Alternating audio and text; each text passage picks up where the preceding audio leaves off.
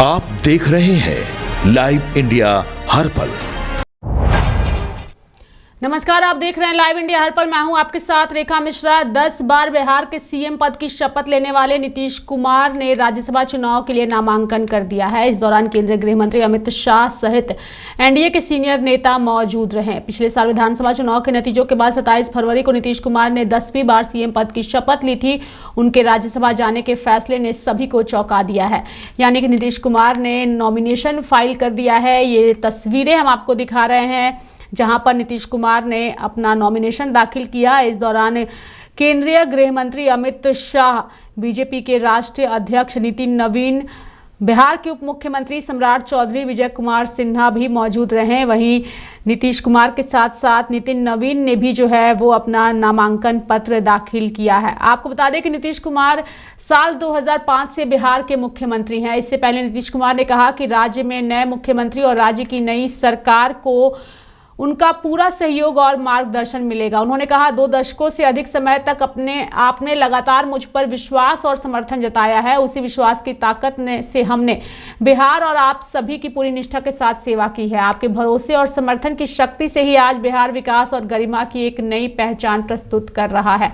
आपको बता दें कि नीतीश कुमार ने राज्य के लोगों के प्रति आभार व्यक्त करते हुए कहा कि अपने संसदीय जीवन की शुरुआत से ही उनकी इच्छा रही कि वह बिहार विधानमंडल के दोनों सदनों के साथ साथ संसद के दोनों सदनों के भी सदस्य बने।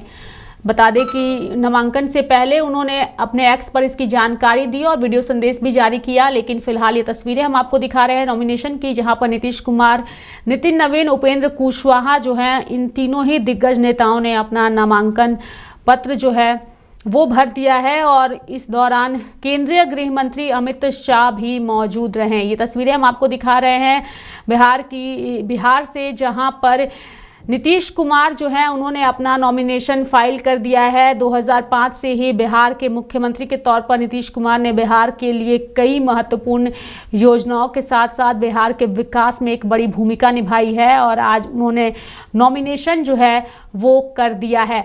वहीं नॉमिनेशन से पहले नीतीश कुमार ने एक वीडियो संदेश भी जारी किया है। वो वीडियो संदेश हम अपने दर्शकों को सुनाते हैं।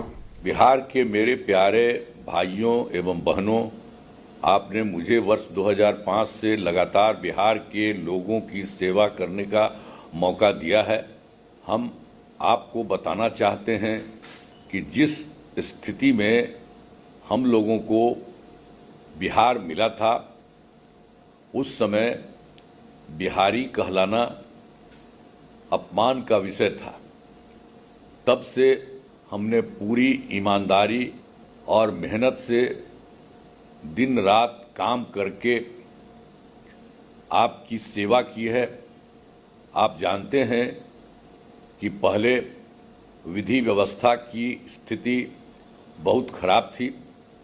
सबसे पहले उसे ठीक करने का काम किया गया। साथ ही शिक्षा, स्वास्थ्य, सड़क, बिजली, पेयजल, कृषि एवं युवाओं के लिए रोजगार की स्थिति में काफ़ी सुधार किया गया। महिलाओं के लिए पहले की सरकार ने कोई काम नहीं किया।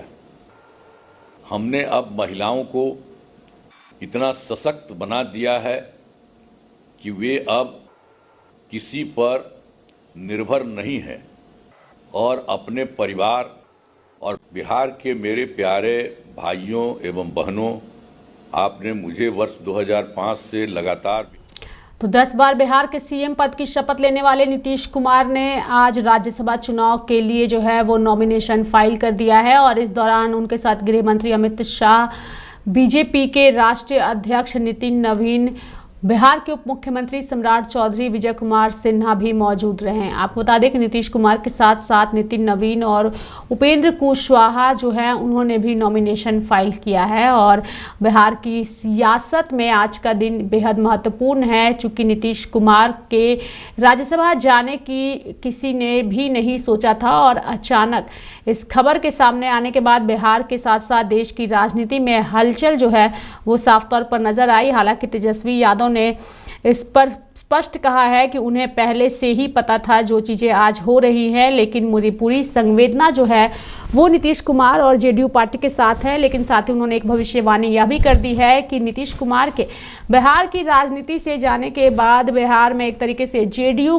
को खत्म करने की कोशिश या फिर जो सोच थी वह अब भाजपा की पूरी होने जा रही है। यह तेजस्वी यादव ने स्पष्ट कहा है और अपनी संवेदना नीतीश कुमार के प्रति उन्होंने जाहिर की है। फिलहाल ये तस्वीरें हम आपको दिखा रहे हैं जहां पर नीतीश कुमार, नितिन नवीन, उपेंद्र कुशवाहा जो हैं उन्होंने नॉमिनेशन जो है वो किया। इस दौरान केंद्रीय गृह मंत्री अमित शाह जो है वो मौजूद रहे। इससे पहले जैसे ही अमित शाह पटना पहुंचे उस दौरान तमाम भाजपा के नेताओं ने उनका स्वागत किया, जिसके बाद अमित शाह जो है वह नितिन नवीन से भी उन्होंने मुलाकात की, नीतीश कुमार से भी मुलाकात की और फिर ये तमाम नेता जो है वो नामांकन प्रक्रिया के लिए जो है वो निकल पड़े। और फिलहाल ये नामांकन की तस्वीरें हम आपको दिखा रहे हैं। हमारे साथ ज़्यादा जानकारी के लिए हमारी सहयोगी पूजा जुड़ चुकी है, सीधे उनके पास चलेंगे। पूजा, नीतीश कुमार ने नॉमिनेशन कर दिया है, साथ ही नीतीश कुमार और नितिन नवीन ने भी नॉमिनेशन किया है, उपेंद्र कुशवाहा ने भी नॉमिनेशन कर दिया है। पूजा, क्या कहिएगा?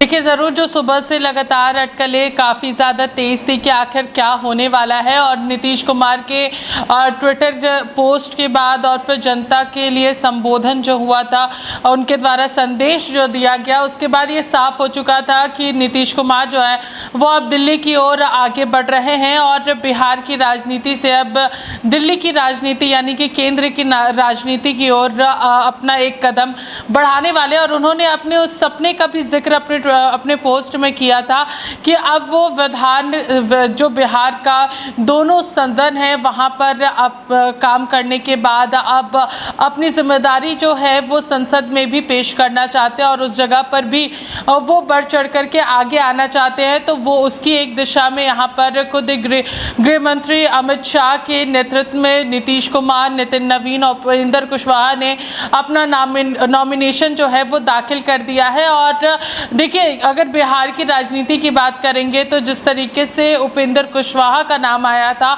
उसके बाद से ही लगातार कई सारी चर्चाएं थी कि किस तरीके से वोटिंग्स जो है वो यहाँ पर डिस्ट्रीब्यूट होने वाले हैं, क्योंकि जो राज्यसभा का यहाँ पर जो वोट होता है वो एकदम दूसरे ही कैलकुलेशन से होता है रेखा, और उसके मद्देनजर सारी चीज़ें देखी जा रही थी। क्योंकि अगर आप देखिएगा तो यहाँ पर बिहार जो है यहाँ पर बीजेपी जो है वो 89 सीट्स पर है, वहीं जेडीयू की अगर बात करते हैं तो 85 सीट्स पर है, और एलजेपीआर की बात करते हैं तो 19 सीटों पर है, और वहीं अन्य पार्टियों की अगर बात करते हैं तो वो 9 सीटों पर मौजूद है। तो देखिए, उपेंद्र कुशवाहा की जो पार्टी है उनके 4 विधायक यहाँ पर मौजूद है, एलजेपीआर के 19 है। तो देखिए, जब वोटिंग होगी तो सभी की निगाहें वहीं पर बनी रहेगी, यहाँ पर कि जो क्रॉस वोटिंग है वो यहाँ पर ना हो, इस चीज़ का भी काफ़ी ध्यान रखा जाएगा।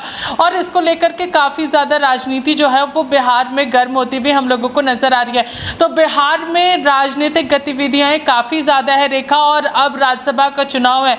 नीतीश कुमार के नॉमिनेशन फाइल करने के बाद अब सभी की निगाहें वहीं पर टिकी हुई है कि आखिर अब बिहार का मुख्यमंत्री कौन होगा, और नॉमिनेशन क्लियर हो चुका है यहाँ पर नीतीश कुमार की ओर से। देखिए, गृह मंत्री अमित शाह हैं, लेकिन जितने भी बिहार के अन्य नेता हैं वो साफ तौर पर यही कहते हुए नजर आ रहे रेखा कि जो बिहार का अगला मुख्यमंत्री होगा वो खुद नीतीश कुमार तय करने वाले हैं, क्योंकि नीतीश कुमार के ही नेतृत्व में यहाँ पर सरकार चल रही थी और सरकार जो है वो उनके कहे अनुसार ही चलेगी, और अगला चेहरा जो भी होगा चाहे वो बीजेपी के ही मुख्यमंत्री क्यों ना हो, लेकिन उसका भी फाइनल डिसीजन जो है वो नीतीश कुमार लेंगे, क्योंकि जनता का प्यार स्नेह जो है वो नीतीश कुमार को मिला था। तो नीतीश कुमार जब खुद जनता के बीच में उस मुख्यमंत्री का नाम डिक्लेयर करेंगे तो जनता जरूर इसको एक्सेप्ट करेगी, क्योंकि नीतीश कुमार उनके सामने होंगे। तो सभी नेता इस बात को लेकर के बहुत स्पष्ट रेखा कि जो अगला मुख्यमंत्री होगा वो नीतीश यहाँ पर जो है उनके नीतीश कुमार के ही भरोसे और विश्वास के बाद आने वाला है, और अब ये नॉमिनेशन बहुत ही महत्वपूर्ण है रेखा। बिल्कुल, ये नॉमिनेशन बेहद ही महत्वपूर्ण है। पूजा, नीतीश कुमार के साथ साथ नितिन नवीन और उपेंद्र कुशवाहा ने भी अपना नॉमिनेशन किया है और ऐसे में अगर हम नितिन नवीन की बात करें तो उनकी सीट जो है वो भी अब खाली हुई है। तो कई तरह के कयास लगाए जा रहे हैं, कयास ये भी लगाए जा रहे हैं चूँकि अलग अलग नेताओं के नाम जो है जो अच्छे पदों पर काबिज हैं सभी के चल रहे हैं, लेकिन ये चर्चा भी चल रही है कि शायद उस नए चेहरे को मौका मिल सकता है जिसे शायद बिहार के लोग उतनी लोकप्रियता के साथ नहीं जानते हैं, यानी कि भाजपा अपने किसी नेता को नए चेहरे के तौर पर उतारना चाहती है और ये भी वजह है कि इसलिए नितिन नवीन की जो सीट खाली हुई है वहां से वो चुनाव भी लड़ सकते हैं। कई तरह के कयास जो है वो चल रहे हैं। पूजा, देखिए, यहाँ पर सबसे बड़ी बात है कि नितिन नवीन जो है वो पटना के बांकीपुर विधानसभा से चुनाव जीतते आ रहे हैं और वहाँ पर बांकीपुर से जब वो चुनाव जीत रहे थे तो जनता का प्रेम जो है वो काफ़ी ज़्यादा उन्हें मिला था। और अगर हम लोग बात करेंगे नितिन नवीन की तो देखिए, नितिन नवीन को लगातार बिहार विधानसभा के बाद से ही कई महत्वपूर्ण पद जो है वो सौंपे गए हैं जिस पर वो लगातार काम कर रहे हैं। अब वो राष्ट्रीय अध्यक्ष और राष्ट्रीय अध्यक्ष के मद्देनजर आप देखिएगा रेखा, तो कई सारे दायित्व उनके ऊपर हैं और अब वो राज्यसभा की ओर भी बढ़ रहे हैं, यानी कि केंद्र की राजनीति की ओर बढ़ रहे हैं, जो कि काफ़ी महत्वपूर्ण है एक अगर राजनीतिक जीवन की बात करते हैं तो।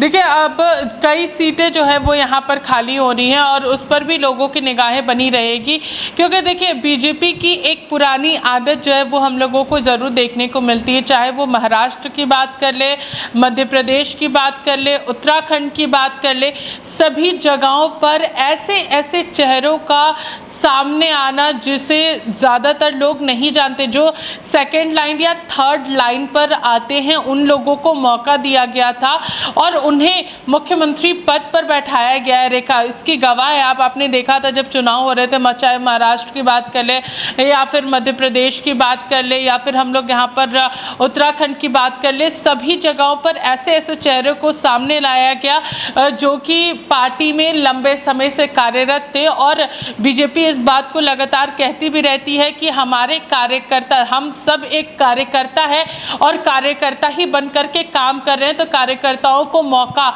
मिलना चाहिए। तो सेकंड ग्रेड और थर्ड ग्रेड से जब लोगों को आगे बढ़ाया जाता है तब बीजेपी सभी लोगों को चौंकाती है कि अच्छा, ये भी व्यक्ति हैं जो लगातार बीजेपी के लिए काम कर रही है और इन्हें मौका दिया गया। और देखिए, बीजेपी की ओर से अब तक जो भी फैसले लिए गए मुख्यमंत्री पद के लिए, वो कहीं ना कहीं सक्सेस यहाँ पर होते हुए नजर आ रहे हैं और जनता का पूरा प्रेम जो है वो सभी मुख्यमंत्रियों को मिल रहा है। अगर आप देखिएगा तो यहाँ पर शिवराज सिंह चौहान, जो कि महाराष्ट्र के एक बड़े नेता के रूप में थे, काफ़ी लंबे समय तक उन्होंने मुख्यमंत्री पद संभाला था और अब वो केंद्रीय मंत्री के कृषि मंत्री के रूप में यहाँ पर कैबिनेट मिनिस्टर हैं।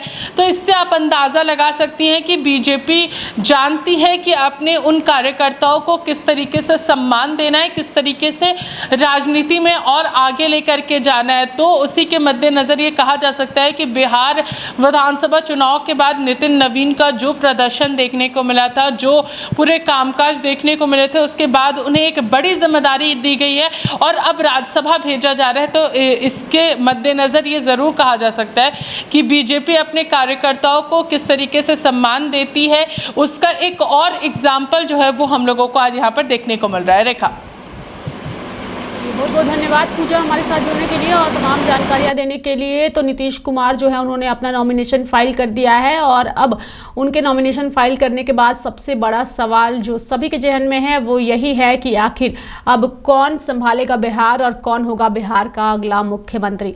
मेरे साथ फिलहाल अभी के लिए इस खबर में इतना ही। आप देखते रहिए लाइव इंडिया हर पल। नमस्कार।